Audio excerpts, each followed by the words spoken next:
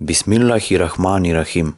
Вие го слушате петтиот дел од книгата Одговори на 4 прашања поставени од господин Сирач Уддин, христијанинот. Оваа книга е напишана од Хазрети Мирза Гулам Ахмад алейхи селам, печатена во Дија ул Ислам, печатницата во Кадијана, под надзор на Хаким Фадала Дин Сахиб на 22 јуни 1897 година.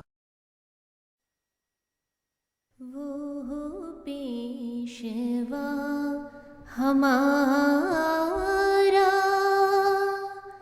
जिससे है नूर सारा वो पेशवा हमारा जिससे है नूर सारा. Запомнете, вистинскиот тевхид кој Бог сака да го исповедеме и од кој зависи вистинското спасение е да веруваме дека Бог нема партнер, макар тоа да биде идол, човек, сонце, месечина или нашиот нефс, нашето јас, нашите планови или нашите лукавства, и единствено него да го сметаме како извор на сета моќ и одржување, чест и понижување, помош и поддршка, и него да го сметаме како предмет на сета наша љубов, обожавања, дови, надежи и ставови. Според тоа, никаков концепт на тевхидот не е потполн без следните три аспекти. Тевхид во контекст на Божјата личност.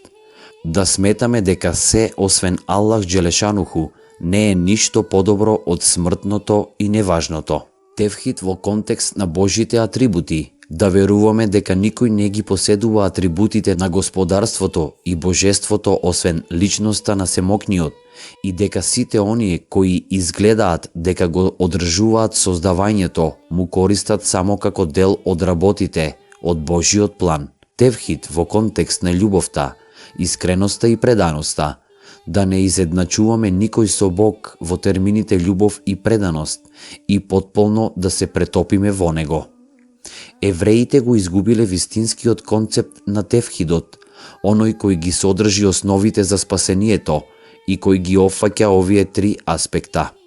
Нивното лошо однесување јасно сведочи дека нивната вера во Бог била само на зборови, додека во дното на срцето тие не верувале во него.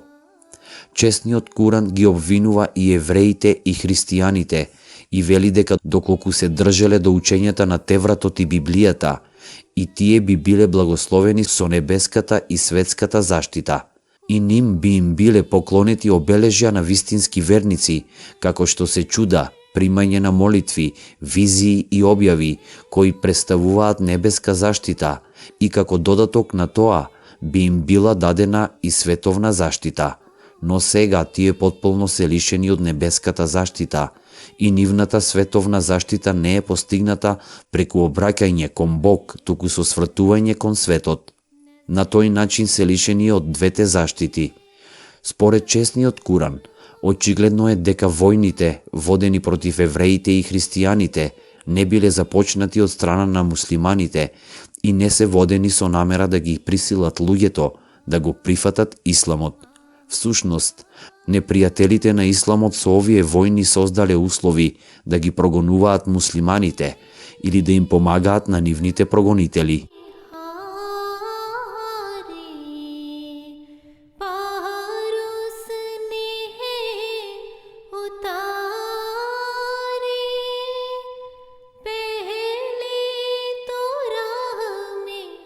И кога тие самите ги создале тие услови, Бог одлучил да ги казни. Сепак Он преку својата милост им дал избор. Секој кој го прими исламот и се огласи да плаќа џизија, такса наменета на муслиманските жители во муслиманска држава, ќе биде заштитен. Ова олеснување било во согласност со Божиот закон на природата, бидејќи човековата свест природно се предава кон довата, молитвата, покајанието, давањето на милостина и добрина, со цел да се отргне од неволји, како што се зарази и глад, кои доаѓаат како Божја казна. Навистина, ова е вечниот закон, кој покажува дека милостивиот Бог ги вдахнува срцата кон молитвата со цел да се избегне казната. Например, он неколку пати ги прифатил довите на Муса и ги спасил израелците од Божјата казна.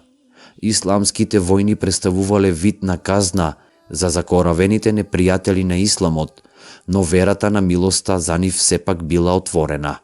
Погрешно е да се смета дека исламот водел војни за да го шири тевхид, Божјото единство.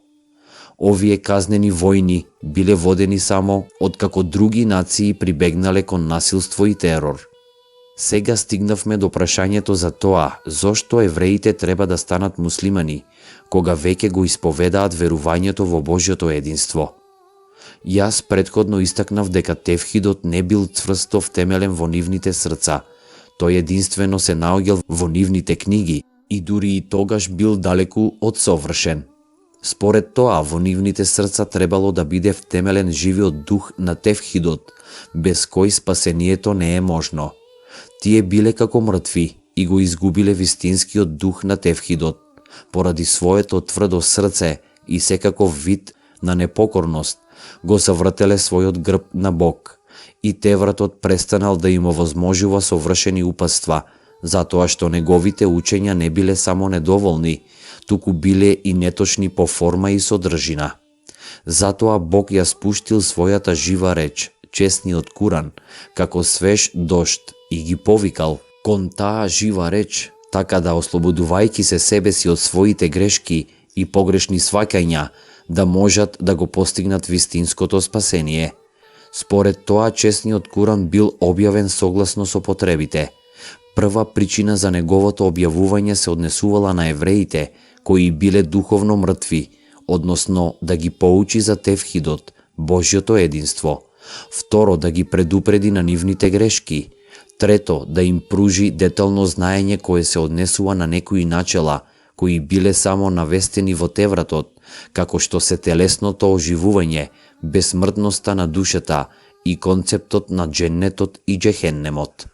Факт е дека семето на вистината, кое било посеано со Тевратот, се е расширило во форма на Библија и донело радосни вести за иднината. Онака како што зелените и свежи растенија во полето ветуваат обилен плод во деновите кои доаѓаат, на ист начин Библијата донесува радосни вести за доаѓањето на совршениот шеријат и совршени упатства. Ова семе конечно своето совршенство го постигнало преку честниот Куран, кој со себе донел совршена благодат, разлика помеѓу вистинитото и невестинитото, и ги усовршува сите религиски вистини, како што однапред е предскажано во Тевратот.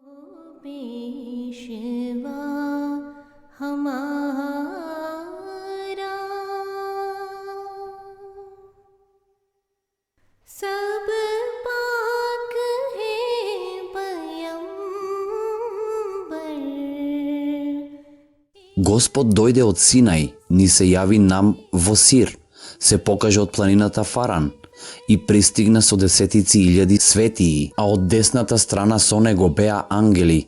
Нема сомнение дека честниот Куран е единствениот, кој до совршенство ги довел сите аспекти од Божиот закон. Овој шеријат содржи две главни дела – Божите права и правата на луѓето. Честниот Куран ги надополнил овие два дела. Мисијата на честниот Куран била дивјаците да ги преобрати во луѓето во морални битија и моралните битија во побожни, и тоа го направил на толку чудесен начин, што во споредба со него, Тевратот изгледа потполно нем. Една од многуте потреби за честниот Куран била да ги отстрани разликите во мислењата помеѓу евреите и христијаните во поглед на Месијата алейхиселам, и честниот Куран одлучил за сите овие препреки. Како што вели овој ајет од честниот Куран: О, Иса, јас тебе ќе те усмртам и ќе те воздигнам кон себе. Евреите веруваат, бидејќи Месијата, пратеникот на христијаните, бил распнат, дека според наредбата на Тевратот бил проколнат, дека не се случило неговото воздигнување и дека ова е доказ оти бил лажливец. Од друга страна, Христијаните веруваат дека бил проколнат, но само поради нив и дека покасно неговото проклество било отстрането и дека тој бил воздигнат на небото и седнал на десната страна од Бог. Меѓутоа, овој ајет говори дека Рафа, воздигнување, се случило и дека тој не бил проколнат за секогаш, како што тврдат евреите, бидејќи трајното проклество е пречка за духовно воздигнување кон Бог, дека не останал проколнат само неколку дена, како што тврдат христијаните, и дека после тоа се случило неговото воздигнување кон Бог, туку дека неговото воздигнување кон Бог се случило веднаш со неговата смрт. Во овој ајет Бог објаснува дека Исусовото духовно воздигнување кон Бог не е спротивно на учењата на Тевратот, затоа што според него самиот оној кој умре на крстот е проколнат и е лишен од воздигнување, но фактот дека бил ставен на крстот и дека поднесувал болка која го довела до смрт, однапред него исклучува неговото духовно воздигнување. Според Тевратот, распетието е Божја постапка на осудување на грешниците на смрт, па според тоа, кој умре на крстот умира како проколнат грешник. Меѓутоа Месијата алейхи селам не умрел на крстот, туку Бог го спасил од таквата смрт. Тој предскажал дека неговата состојба ќе биде слична на состојбата на Јунус, Јона, и така и се случило. Онака како што Јунус не умрел во утробата на рибата, така и Исус бил спасен од смртта на крстот и неговата молитва Ели, Ели, лема сабахтани била сослушана. Или, лама сабахтани, Боже мој, зошто си ме оставил? Ако тој умрел, Пилат би бил казнет, бидејќи еден од мелеките ја предупредил неговата жена дека страшно ќе пати ако Исус биде убиен. Но Пилат не бил казнет.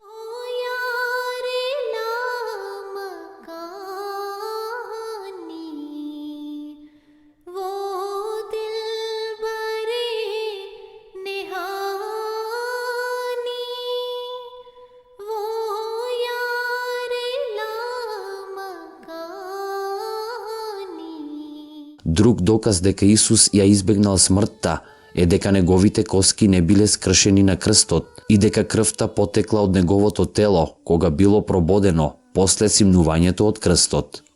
Покасно, тој на своите ученици им ги покажал раните кои не би ги имал да оживеал. Сето тоа докажува дека Исус не умрел на крстот и затоа не бил проколнат. Тој умрел со природна смрт и како и сите Божји пратеници бил воздигнат кон него во согласност со ветувањето содржано во ајетот. О, Иса, јас тебе ќе те усмртам и ќе те воздигнам кон себе. Ако тој умрел на крстот, неговите собствени зборови не би биле вистинити, бидејќи не би имало сличности помеѓу него и Јунус. На тој начин честниот Куран конечно ја решил расправијата која долго постоела помеѓу христијаните и евреите, но христијаните сепак продолжиле да инсистираат на тоа дека немало потреба од Куранот. Вие кои сте лаици и со слепо срце, честниот Куран го донесе совршениот тевхид, Божјото единство. Тој го усогласува разумот со Божјата реч. Тој тевхидот го донесе до совршенство. Тој преку непроменливи аргументи го втемели Божјото единство и неговите атрибути, и неговото постоење го докажа преку атрибути базирани на разумот, традицијата и објавите. Тој со разбирливи термини ја покажал вистинитоста на религијата, која претходно се базирала само на приказни, и овозможил разумна основа за секого и на сите своји начела. Тој го пополнил синџирот на религиските вистини и реалности, кој досега бил непотполн, и го ослободил Исус од проклетствата на распетието и бил сведок дека тој бил возвишен и вистински пратеник.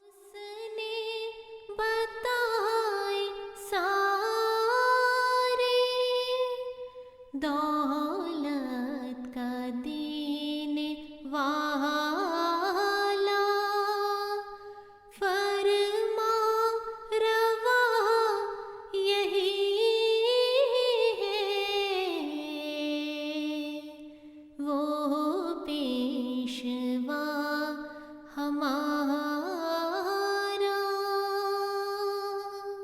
Денес го завршивме 5-тиот дел од книгата Одговори на 4 прашања поставени од господин Сирач Удин, христијанинот. Еселаму алейкум.